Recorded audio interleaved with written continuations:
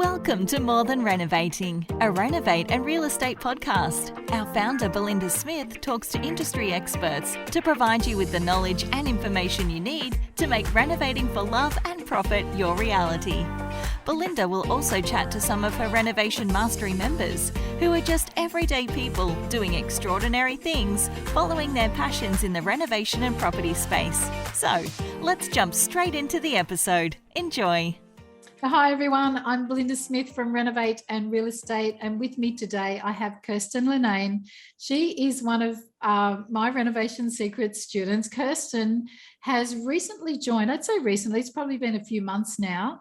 Kirsten really attracted my attention when I spoke to her on the phone a couple of times because she's a can-do girl, and there's nothing I like more than having can-do women around me in my course and also in our Facebook groups. I think that we, us women, us doers, are the ones who really can make an impact in fueling other people's fire and getting them to move and do whatever is their dream, getting a start. So welcome, Kirsten. Thank you. Good to be here. Okay, so first of all, just give me a little bit about you. Like, how old are you? Do you mind sharing that? How old you are? You know what? The last, I haven't told this to too many people, and now I'm on a podcast telling people that I just literally in the last week turned 40. Yay. All right. I don't know if that's a good thing or a bad thing.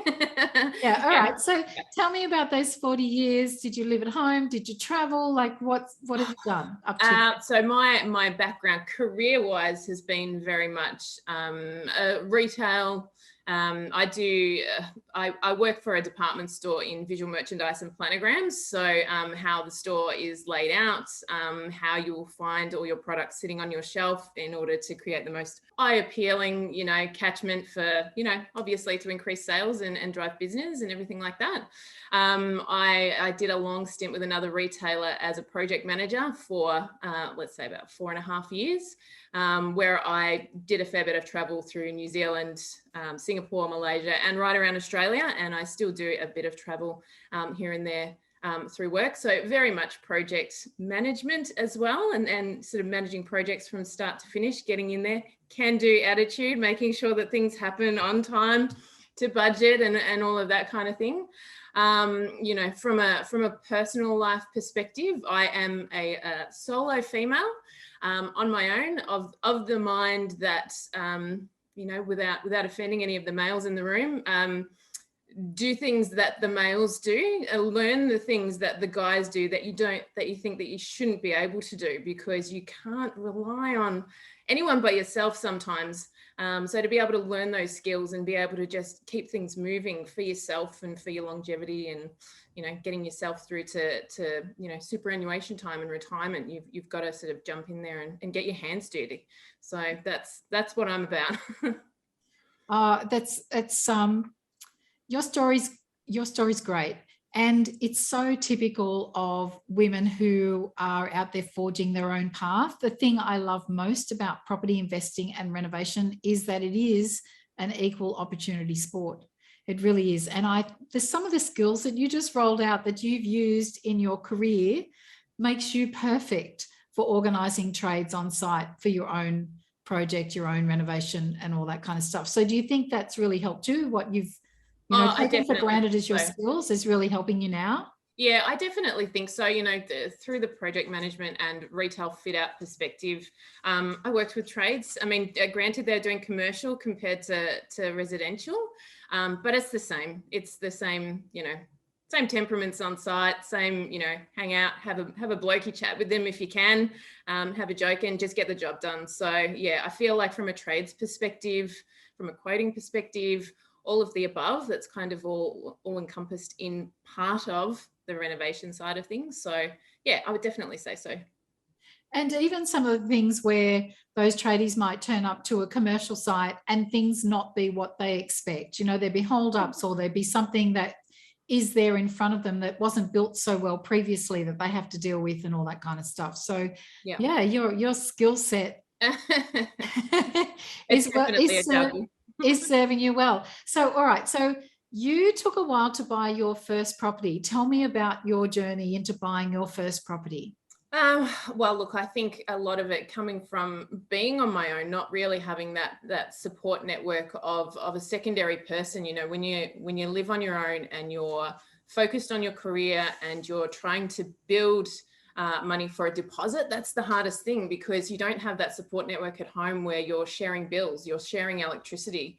You know, you're covering it all yourself. So, you know, while you might be able to easily or enough support the repayments that are required, you know, having enough money to sort of bounce into an account to drum up 20% is just a ridiculous notion, really. So it's taken me a long time to get to this point. I'm in my first place on my own now at 40. I've been here for just gone 1 year.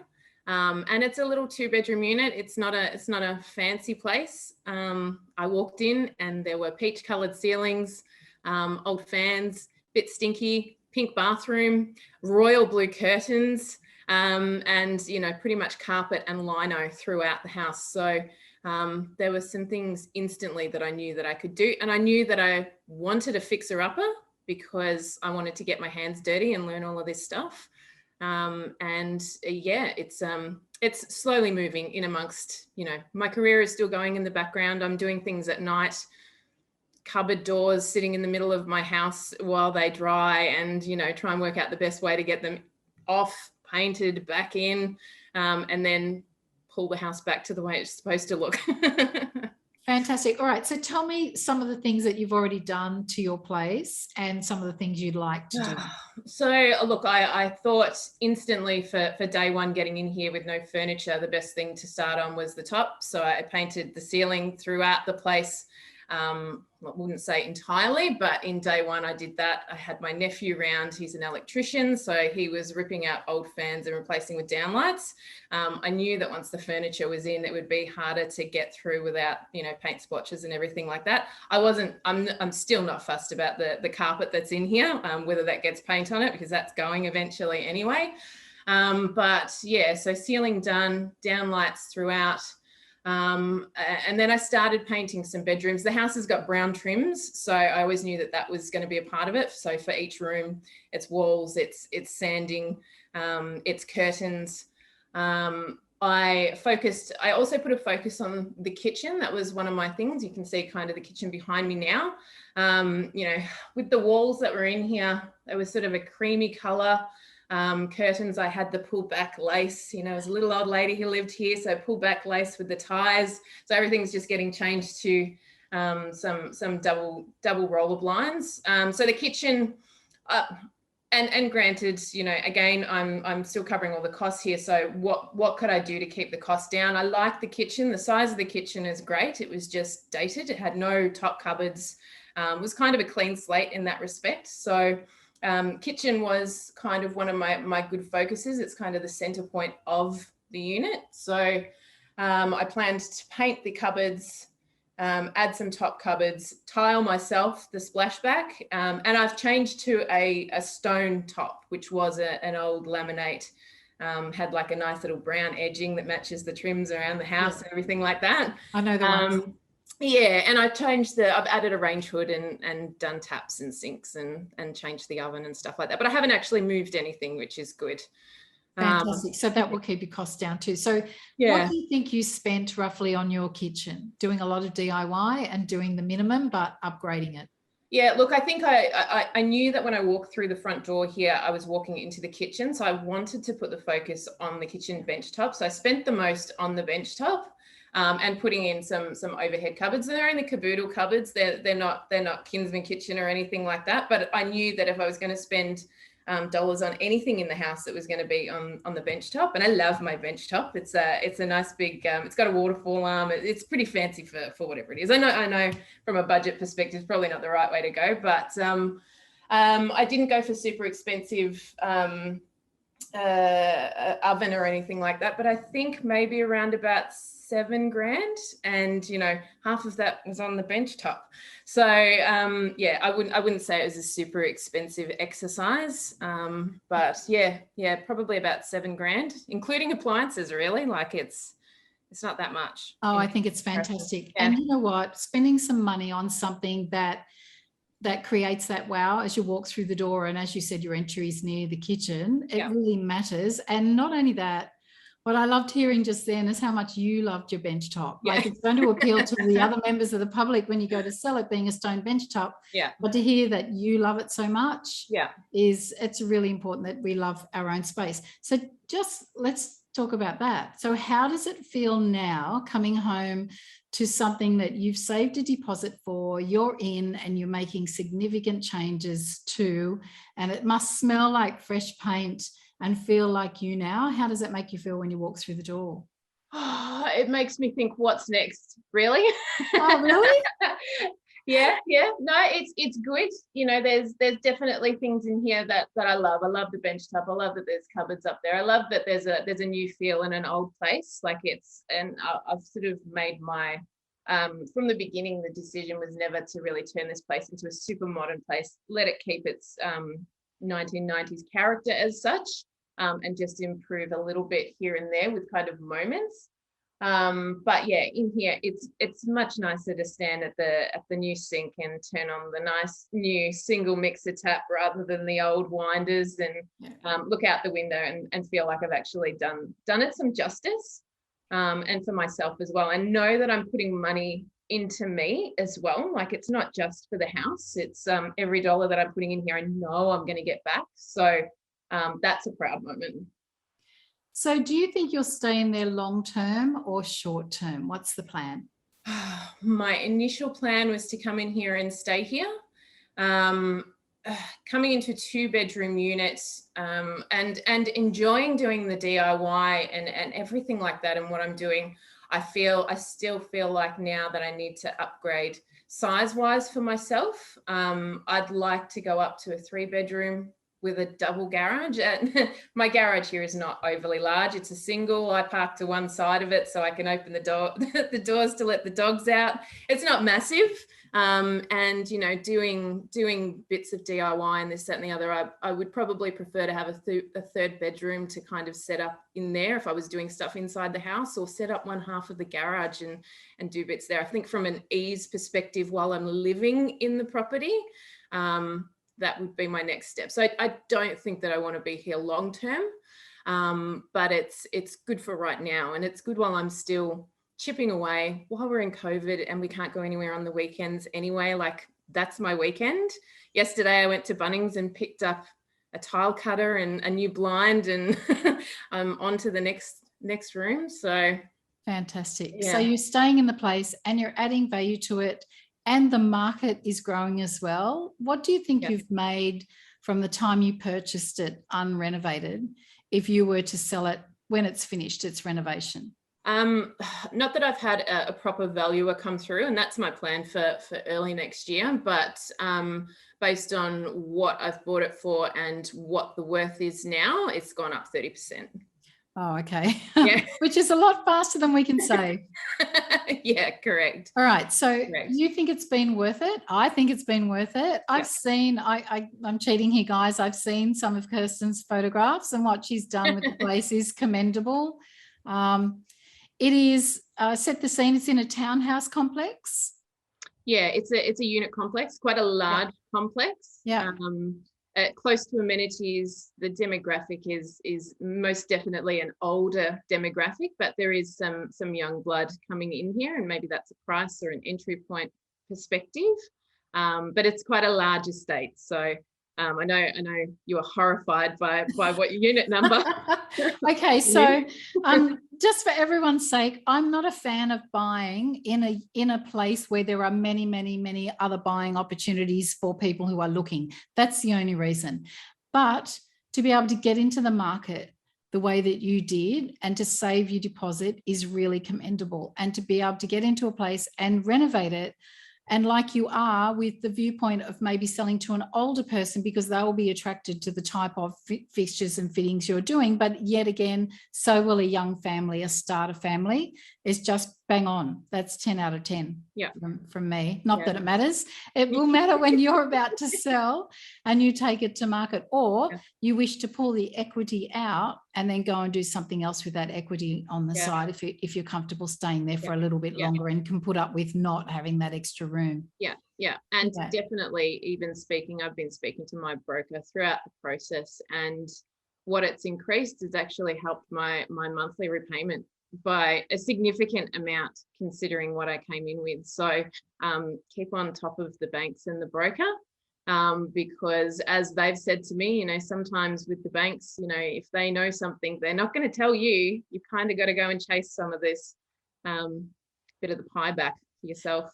100%. Even keeping a track of interest rate drops, the banks, they'll tell you quick smart if the interest rates are going up, or they put the interest rates. They do that in a couple of days, but when it comes to decreasing them, they sometimes won't inform everybody. They just kind of will gently roll it out to a few, or not to anybody, unless you go and knock on the door and say, hey, there's been an interest rate drop. How about passing it on to my loans? Or if you're like me, you've got multiple loans. So yeah, excellent. You do have to keep on top of it all. All right. So you're an organized person. You've got this deposit together. What did it take to actually get that deposit together? Because I think that's a big jump for a lot of people. That's the hurdle. You recognize it, and so do others. In terms of saving, I've banked any, hardworking bonuses that I've got from work. I did have some help from mum and dad. Yep. And it just is what it is, really. It's come at 39 years of age and still not really being on my own. So mum and dad did chip in to help me, which I am still paying back anyway. But yeah, it's been a multiple amount of things, and even doing the renovation bits, I'm sort of working in the background. And again, if I get a small bonus from work, that goes straight into the house. And what have I got next on my list? Chip it away. Tick. Yeah. That's awesome. I bet they're proud of what you've done to the place as well, and how you've handled loans, and also, the part that they chipped in. As parents, that's what we want. It's just our kids to get a start and then take it and run with it. Yeah. It's really difficult. Were you renting for a lot of those years while you were working and renting? Yeah. Very, very difficult to save a deposit. Plus rent, particularly in the capital cities of Australia at the moment. Yeah, definitely. And now what I'm paying mortgage repayments is actually less than what I was paying in rent.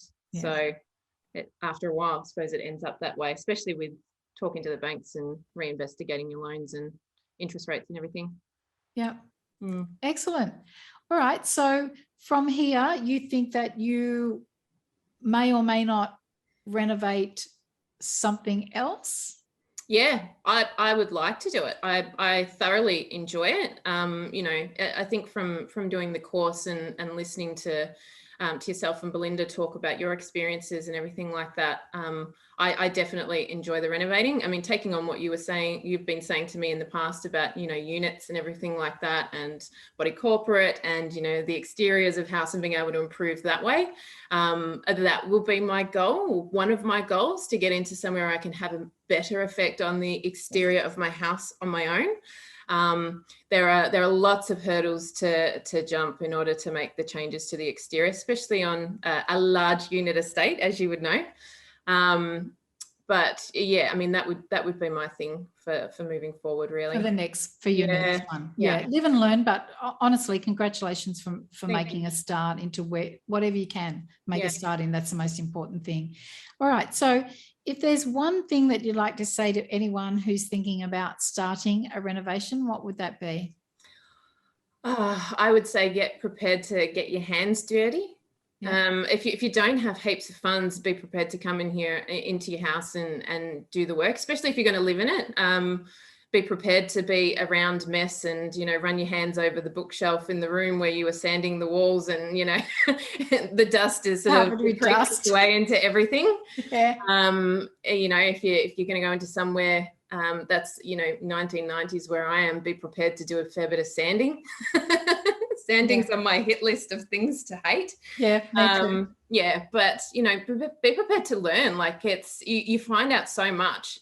I've learned so much going into this. I mean, renting, obviously you can't do anything to the houses that you're living in anyway, and you might watch the block or watch what other people are doing, go, yeah, that's cool, pay a trade for that, or sure, I can do it. But once you actually start to get into it and start going, okay, I need to work out back what the steps are in order to get to that, you actually find a process on how things are done.